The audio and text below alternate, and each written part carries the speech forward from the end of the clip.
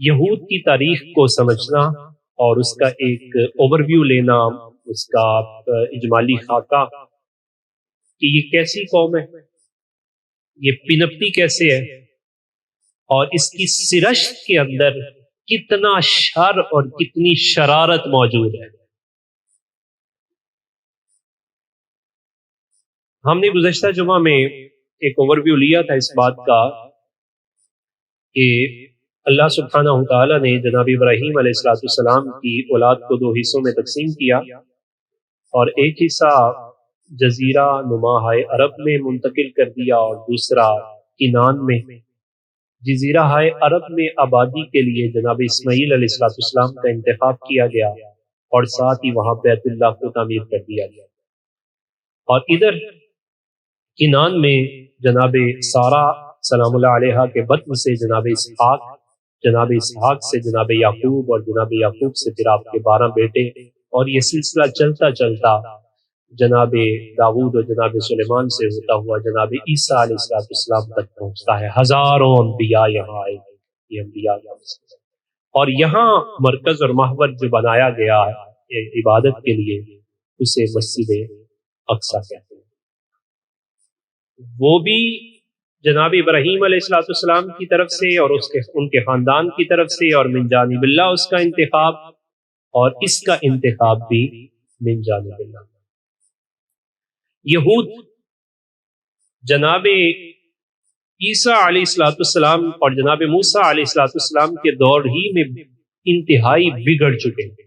قرآن مجید فرقان حمید نے ان کا تذکرہ بڑی کثرت کے ساتھ کیا ہے کہ کبھی تو یہ اس حد تک گرتے ہیں کہ یہود دنیا کی سب سے بدبخت قوم ہے، کیونکہ رسول اللہ صلی اللہ علیہ وسلم فرماتے ہیں بدبخت ترین آدمی وہ ہے جسے نبی قتل کر دے یا وہ نبی کے خلاف اپنی تلوار اٹھا لے۔ تو یہ یہود وہ ہے کہ جنہوں نے بیک وقت 43 انبیاء کو شہید کیا،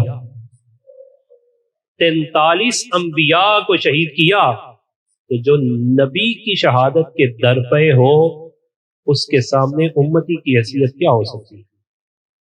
یہ یہود وہی ہیں۔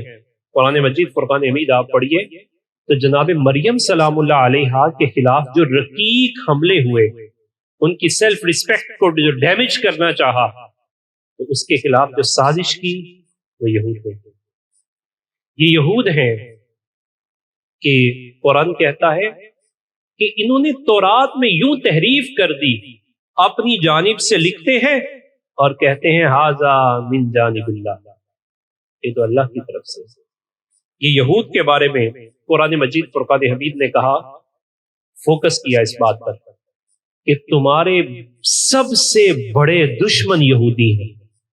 ایک وہ دشمن ہے جسے میں سمجھوں میرا دشمن ہے، ایک وہ دشمن ہے جسے آپ کہیں کہ یہ آپ کا دشمن ہے۔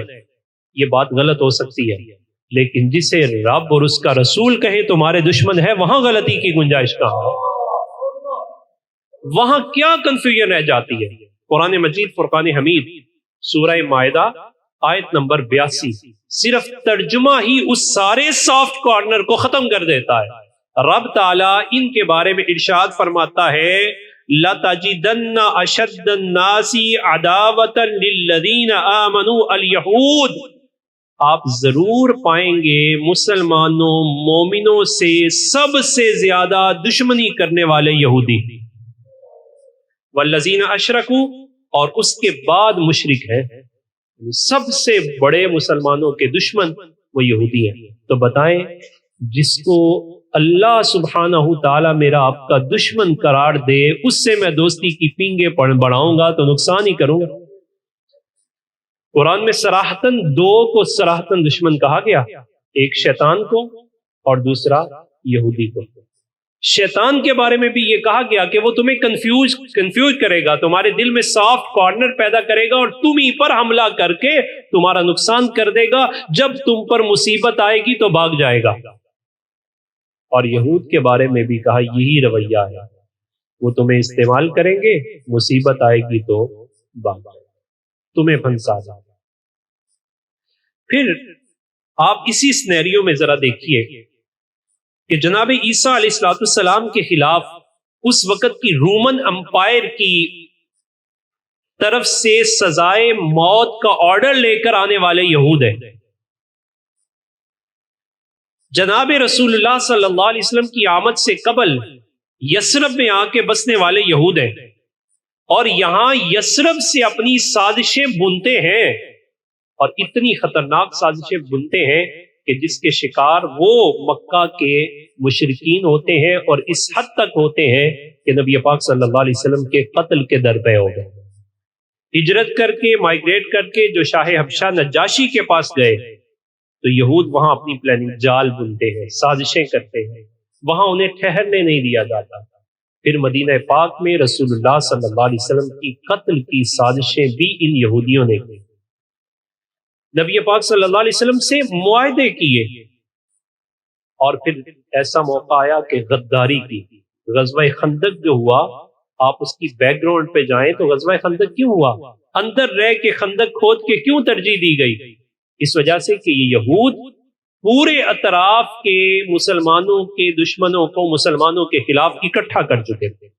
نبی پاک صلی اللہ علیہ وسلم نے پھر فیصلہ کیا کہ ہم اندر رہ کے ڈیفینڈنگ پوزیشن پہ آ کے اپنا دفاع کریں گے.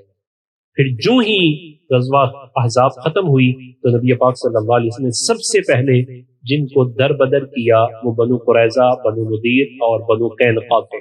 یہ تینوں یہود کے بڑے ٹرائب تھے اور اسی کی مناسبت پہ غزوہ خیبر ہوا اور جناب سیدنا علی المرتضیٰ رضی اللہ تعالیٰ عنہ نے خیبر کے قلعے کو نہیں، یہودیوں کو یہاں اکھاڑ کے پھینک دیا.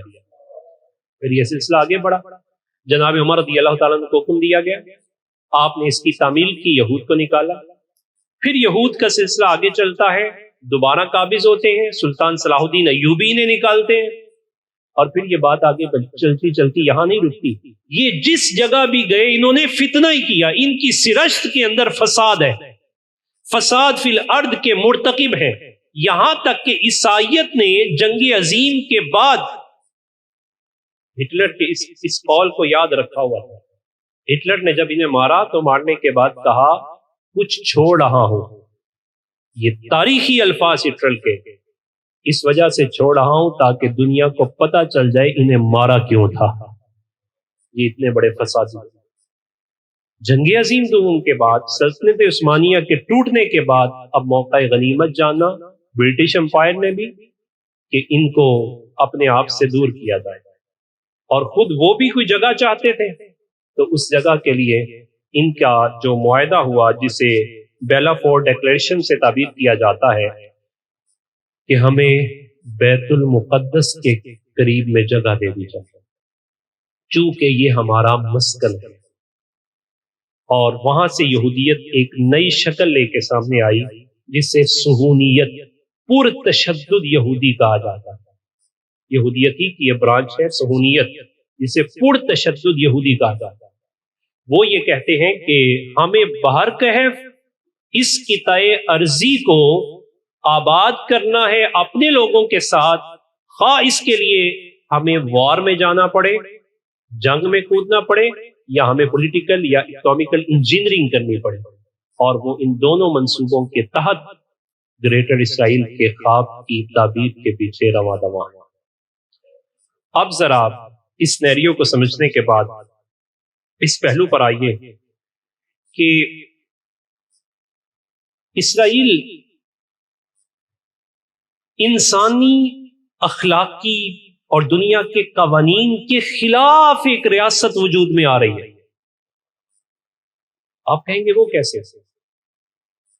آپ انٹرنیشنل لاز کی ہسٹری پڑھیں اور آج بھی جو کسی ریاست کے وجود کے لیے لاز انٹروڈیوس کروائے گئے ہیں، بائی لاز، ریاست کا وجود تب ہوگا کہ جب پہلی صورت یہ کہ اس کا کوئی اپنا علاقہ ہو، دوسری اس کی کوئی باؤنڈریز ہو، اور تیسرا کہ اس کے کوئی شہری سٹیزن شپ اس کے پاس موجود ہو.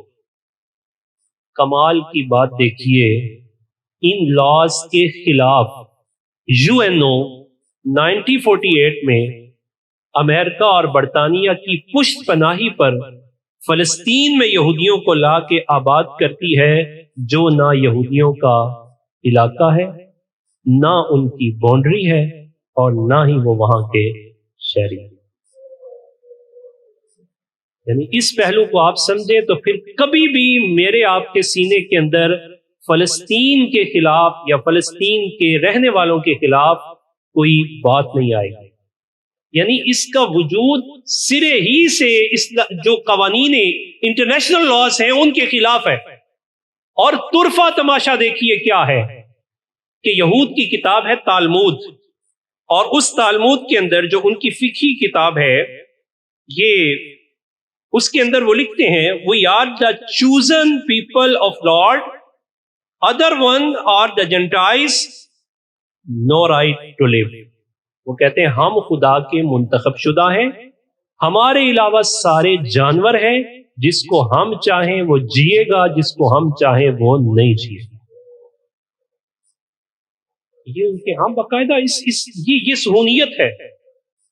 پھر اس کے لیے پہلی بات کہ ان کا اپنا علاقہ نہیں۔ آپ 1917 سے پہلے دیکھ لیجئے، وہاں کوئی یہودی نہیں ہے، فلسطین ہے سارے یہ مسلمان ہیں اور امن ہے۔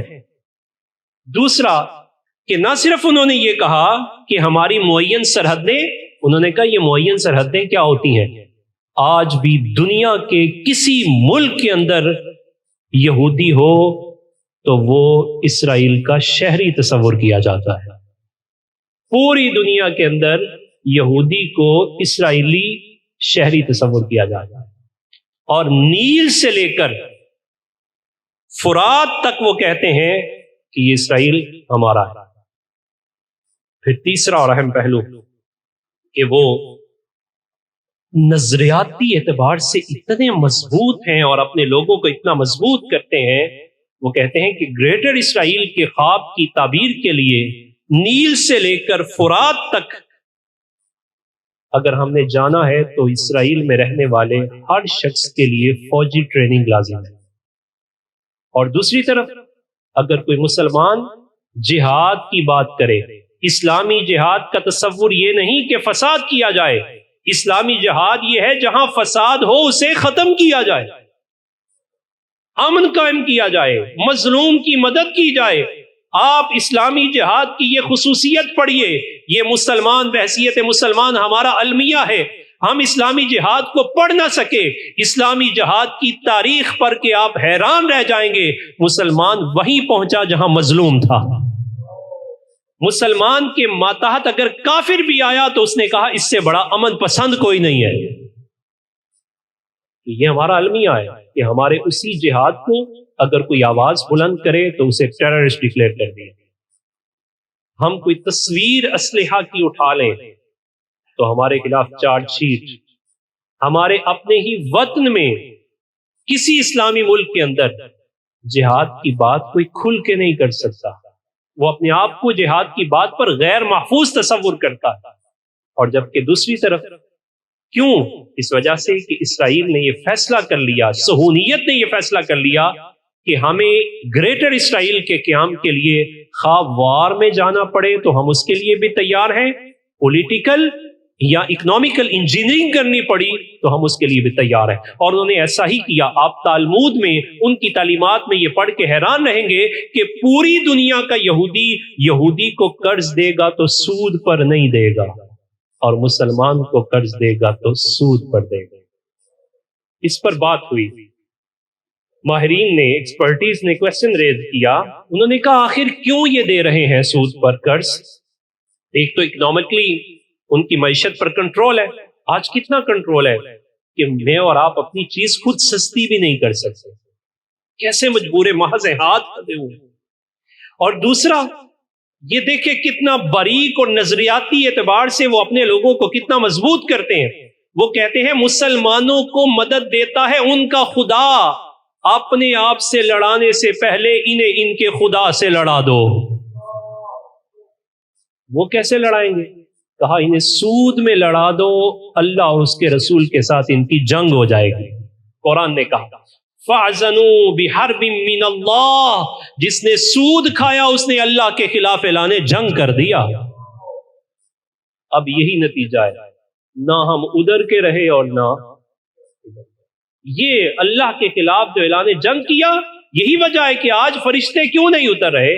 ہمارے اندر وہ سکت موجود نہیں ہے. سب کچھ ہونے کے باوجود ہم ایک توانا آواز بلند کرنے کی پوزیشن میں نہیں ہے. اگر بلند بھی کریں تو اس کے اندر ایموشنل انویسٹمنٹ موجود نہیں ہوتی. وجہ کیا ہے کہ انہوں نے پوری نظریاتی اعتبار سے ہمیں فیل کر دیا. ہمارا تعلق اللہ اور اس کے رسول کے ساتھ مضبوط کر دیا، اور اس حد تک کمزوری آ گئی کہ مسلمان پر بھی ظلم ہو تو ہم مظلوم مسلمان کو نہیں سمجھتے، ہم یہودی کو مظلوم سمجھ رہے ہو.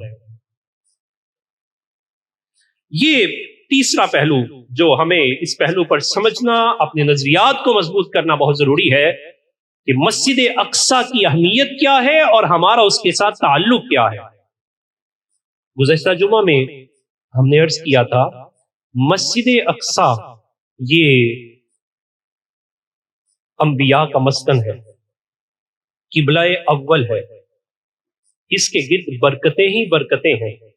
مسجد اقصی یہ وہ مسجد ہے کہ رسول اللہ صلی اللہ علیہ وسلم نے یہاں امامت کروائی. اس پہلو کو سمجھیے. جناب موسیٰ علیہ السلام بھی موجود ہیں، جناب عیسیٰ علیہ السلام بھی موجود ہیں، کم و بیش 1,24,000 انبیاء موجود ہیں، لیکن امامت ہمارے آقا و مولا فرما رہے ہیں. پتا چلا کہ اس کے حقدار اب رسول اللہ کے بعد رسول اللہ ہیں یا رسول اللہ کے امتی ہیں. اب یہی وجہ ہے کہ نبی پاک صلی اللہ علیہ وسلم اس کی طرف موٹیویشن دلائی تو فرمایا مسجدوں کی طرف سفر کرو، اور خصوصاً 3 مساجد کا حکم دیا، بیت اللہ کا، مسجد نبی کا، مسجد اقصی کا، تاکہ ان کی حرمت تمہارے سینوں کے اندر پیدا آئے. اور اتنی موٹیویشن دی، فرمایا بیت اللہ میں ایک نماز پڑھو گے 1,00,000 کا ثواب، مسجد نبی میں پڑھو گے تو 50,000 کا، مسجد اقصی میں پڑھو گے تو 25,000 کا ثواب ملے گا. یہ حرمت، یہ موٹیویشن دلائی. اور پھر رسول اللہ صلی اللہ علیہ وسلم فرمایا دنیا بھر میں جہاں بھی مسجد ہوگی وہ مسجد بیت اللہ کی بہن ہوگی. حرمت کے اعتبار سے، تقدیس کے اعتبار سے دل تھام کے ذرا یہ بات سنیے گا. یہ موقع ہے اپنی نسل کو سیکولرزم کے وارڈ سے بچائیے، ان کو ہوش کے ناخن دلوائیے کہ یہ تمہارے اندر یہودیت کے لیے سافٹ کارنر پیدا کیا جا رہا ہے، حالانکہ تمہارے نظریات کو قبول کرنے کی یہ سازش ہے. سمجھیے اس بات کو. پوری دنیا میں ایک چرچ کی دیوار گر جائے تو عیسائیت اکٹھی ہو جاتی ہے. ایک یہودی اپنے سر سے وہ چھوٹا سا نشان ٹوپی کا اتار لے، یا اسے کھینچ لیا جائے، یا کسی کی پردے کو ان کے کھینچ لیا جائے، پوری یہودیت اکٹھی ہو جاتی ہے، کیونکہ وہ کہتے ہیں چرچ ہمارے لیے مقدس ہے، وہ کہتے ہیں یہ دوپٹہ ہمارے لیے مقدس ہے. وہ چھوٹی سی کیپ جو رکھتے ہیں اپنے سر کے اوپر، جس مرضی منصب پر پہنچ جائے یہودی اپنا نشان، سائن، سمبل نہیں چھوڑتا، اور اگر کوئی کھینچنے کی کوشش کرے تو ساری یہودیت اکٹھی ہو جاتی ہے کیونکہ اسے وہ مقدس سمجھتی ہے. بتائیے بحیثیت مسلمان تقدیس کے لائق اول ہے تو بیت اللہ، ثانی ہے تو بیت مسجد نبوی، ثالث ہے تو بیت مسجد اقصی. اور پھر جب یہ دونوں مقدس ہیں تو جو تقدیس میں آ جائے وہ تو سفارت خانے بن جاتے ہیں، اور سفارت خانے کا جو حق رکھتا ہے وہ یا سفیر رکھتا ہے یا سفیر کا نائب رکھتا ہے. اور اللہ سبحانہ و تعالیٰ کے سفارت خانے ہیں یہ مساجد، ساری کی ساری مساجد. مسجد اقصی کی تو شان ہی جدا گانا ہے. اور پھر رسول اللہ صلی اللہ علیہ وسلم جب وہاں امامت فرما لی تو پھر پتا چلا کہ اس کی تقدیس و تطہیر کے محافظ وہ مسلمان ہیں. جیسے کفر اپنے چرچ کی حفاظت کے لیے اکٹھا ہو سکتا ہے تو آخر مسلمان کیوں نہیں ہوتا؟ میں نے ابتدا میں عرض کیا تھا پاکستان کو یہ جڑاوالا میں ایک چرچ کا ایشو پیش آیا، اور آج تک اس کے اثرات نیگیٹو مسلمانوں پہ موجود ہے. پوری دنیا میں یوں آواز اٹھی کہ ہمارے ارباب اقتدار کو ان کے قدموں میں جھکنا پڑا. اور جناب یہاں چرچ نہیں گر رہا، یہاں مسجد اقصی کی دیواریں گرائی جا رہی ہیں. یہاں چرچ کی دیوار نہیں جل رہی، یہاں انسانیت جل رہی ہے. بچوں کو جلایا جا رہا ہے. ماں کے پیٹ کے اندر کتنی حاملہ خواتین کو جلا دیا گیا. فاسفورس بمبنگ ہو رہی ہے، اور کتنے بچوں پر ظلم و ستم کی کیفیات یہ ہے کہ 80 کی دہائی کے بعد شدید ترین ظلم جس کی طے ارضی پر ہو رہا ہے وہ فلسطین ہے. 4,000 تو مغرب کی رپورٹ ہے، تو خود جزیرہ یا باقی آپ پڑھیں تو کتنے وہ بچے ہیں، نسل کشی کی جا رہی ہے. اور المیہ یہ ہے کہ ہم مسلمان اس مسئلے میں اکٹھے نہیں ہیں. ہم اپنے بھائی کو مظلوم سمجھنے کے لیے تیار نہیں ہیں، بلکہ یہ آوازہ بلند ہو جاتا ہے جی انہوں نے کیا ہے. جناب 75 سال سے جنہوں نے کوئی صبح ایسی طلوع نہ کی ہو کہ شہید نہ اٹھایا ہو، تو بتائیں وہ کیا کر. 75 سال ہو گئے. ہر آنے والا دن کبھی ان کے سامنے ان کے بچوں کو ذبح کر دیا جاتا ہے، کبھی بچیوں کی عصمت دری کر دی جاتی ہے، کبھی جوانوں کو سر عام گولیاں مار دی جاتی ہیں اور بچوں کے ساتھ ان کے ذبح کر دیا جاتا ہے، انسانیت کے بخیے بخیر دیے جاتے ہیں. تو جب اس وقت سینیریو یہ ہوا کہ اہل عرب نے جب مایوسی دکھائی، تو میرا خیال ہے کہ حماس کے پاس اس کے علاوہ کوئی اور راستہ موجود نہیں تھا. اور پھر یہ راستہ اس وجہ سے بھی بہت ضروری ہے کہ مسجد کی تقدیس و تطہیر کی حفاظت یہ امت مسلمہ کا فریضہ ہے، اور اس فرض کفایہ کو ادا کرنے کے لیے فلسطینی اپنا تن من دن اور جان پیش کر رہے ہیں. اب مسئلہ یہ ہے کہ ہمیں کسی پر کویسچن مارک لگانے کی بجائے اپنے آپ پر کویسچن مارک لگانا چاہیے کہ کفر کو کفر کا درد ہو جائے، عیسائی چرچ کا درد لے جائے، اپنے سر سے اس کی ٹوپی کوئی کھینچ لے، نن سے کوئی اس کا دوپٹہ کھینچ لے، تو اسے تکلیف ہوتی ہے. مسلمان کی تکلیف کہاں چلی گئی؟ اور المیہ یہ ہے کہ پوری دنیا میں یہودیت یا عیسائیت کے مذہبی لوگوں کے بارے میں بات کرنا، حتیٰ کہ تالمود کے بارے میں بات کرنا، ان کے ہاں سزائے موت تصور کیا جاتا ہے. اور ہمارا قرآن بھی جلا دیا جائے تو کہتے ہیں فریڈم آف سپیچ ہے، فریڈم آف ایکسپریشن ہے. رسول اللہ صلی اللہ علیہ وسلم کی توہین کر دی جائے، مسلمان کہتا ہے کیا ہوا، وہاں ہوئی ہے، میں کیسے بائیکاٹ کر سکتا. المیہ یہ ہے جس مرضی منصب پہ پہنچ جائے وہ اپنے سر کی وہ چھوٹی سی کیپ یہودی نہیں اتارتا، اپنے تشدد اور صہیونیت کی علامت سمجھتا ہے. اور آج مسلمان سر پہ کیپ رکھنے پہ جگڑتا ہے، امامہ کو اپنے لیے دقیانوسیت سمجھتا ہے، سنت رسول کو سجانا اس کے نزدیک مولویت ہے، اسلام نہیں ہے.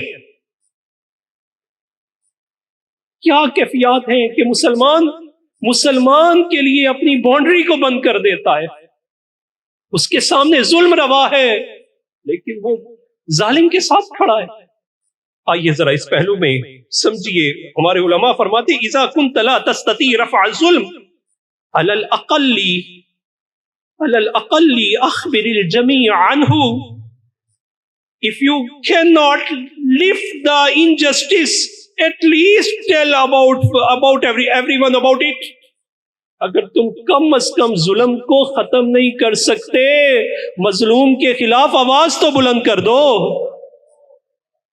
مظلوم کے حق میں بات کرو، مظلوم پر جو ظلم ہو رہا ہے اس کی بات کرو، ظالم کے بارے میں بتاؤ تو صحیح ہے ظالم ہے.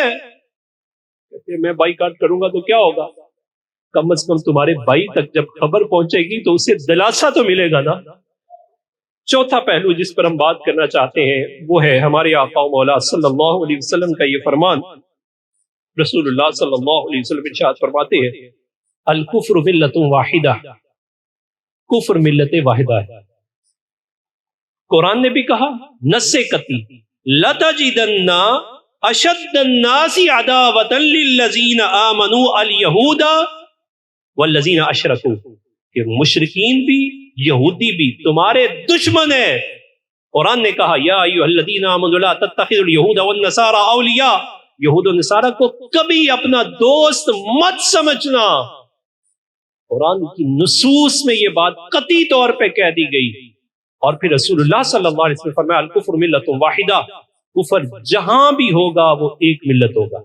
میں نے اسی تناظر میں عرض کیا پوری دنیا کا یہودی جہاں بھی ہو اس کے لیے اسرائیل فری کنٹری ہے، وہ اسرائیل کا شہری ہے. اور آج ایک مسلمان دوسرے مسلمان ملک میں نہیں جا سکتا، اس کو نہ جانے یہ مظلوم ہے. اور مصر اپنا بارڈر بند کر کے بیٹھا ہوا ہے، میرے سے کہیں امریکہ ناراض نہ ہو جائے، کوئی آواز بلند نہیں کرتے کہیں ظالم ناراض نہ ہو جائے. رسول اللہ صلی اللہ علیہ وسلم فرماتے ہیں الکفر ملت واحدہ، نظریات کی کمزوری مسلمانوں میں آئی، یہود و نصارہ نظریات میں پختہ ہو گئے، فرمایا یہ پختہ تھے، پختہ لوگوں کو کرتے رہیں گے، جہاں بھی کہیں ان کے خلاف آواز اٹھے گی سارے اکٹھے ہو جائیں گے۔ لیکن رسول اللہ صلی اللہ علیہ وسلم نے مومن کی بھی شان بیان فرمائی۔ ہمارے آقا و مولا صلی اللہ علیہ وسلم ارشاد فرماتے ہیں کہ المسلمون کرجل واحد، کہ مسلمان سارے کے سارے ایک جان ہے۔ ان اشتکا عینہ اشتکا کلہ، اگر آنکھ میں جسم میں درد ہو تو سارا جسم درد محسوس کرتا ہے۔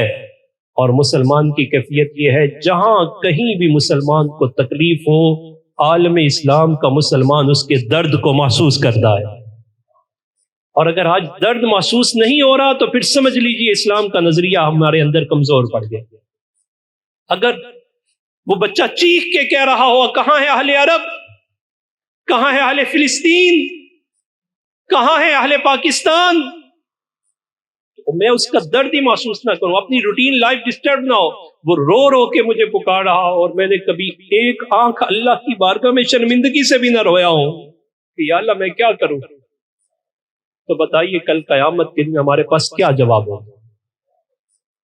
یہ موقع ہے، میں نوجوان نسل کو بھی اور اپنی نیکسٹ جنریشن سے بھی، آپ سے بھی عرض کروں گا کہ عالم کفر فریڈم آف سپیچ کے تحت، فریڈم آف ایکسپریشن کے تحت، اور ایک بلی، ہمارے لوگ اتنے کمپلیکس کا شکار ہیں۔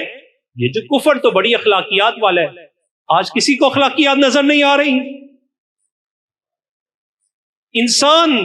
انسانیت شرمندہ ہے جو ظلم ہو رہا ہے۔ تو یہ موقع ہے، کفر کے بارے میں اپنا سافٹ کارنر ختم کیجئے۔ جیسے وہ اسلام کے خلاف اپنی پوری تیاری کرتے ہیں، آپ اسلام کی حفاظت کے لیے پوری تیاری فرمائیے۔ اللہ تعالیٰ نے آپ کا انتخاب، آپ کا سینہ اور آپ اور مجھے جو دولت اسلام دی ہے، یہ اسلام کی سربلندی کے لیے اسے وقف کرنے کی تیاری کیجئے، اسلام کے غلبے کی بات کیجئے، اسلام کی پروموشن کی بات کیجئے، اسلام کو پوری دنیا پر پھیلانے کی بات کیجئے، فخر کیجئے اس بات پر کہ اسلام وہ دین ہے جس کا نام ہی امن کی علامت ہے۔ اگر مسلمان نہ اٹھے تو دنیا میں امن نہیں ہوگا بلکہ تباہی ہی تباہی ہوگی۔ پاکستان کی اس کے بارے میں پالیسی کیا ہے؟ ہماری پالیسی بالکل واضح تھی۔ حضرت قائد اعظم سے جب ان کے بارے میں سوال کیا گیا 1948 میں، جب یو این او نے اپنی اس پلاننگ کے تحت ان سے جو فیلابور ڈیکلیریشن کے تحت انہیں اس خطے میں آباد کرنا چاہا، تو پاکستان میں قائد اعظم سے سوال کیا آپ کا ان کے بارے میں کیا خیال ہے؟ فرمایا ناجائز بچے کو بھی بھلا کوئی تسلیم کرتا ہے؟ لیاقت علی خان کو امریکہ میں بیٹھے ہوئے یہ بات کی گئی اور اس سے یہ پوچھا گیا کہ آپ اسلام کو تسلیم کریں گے؟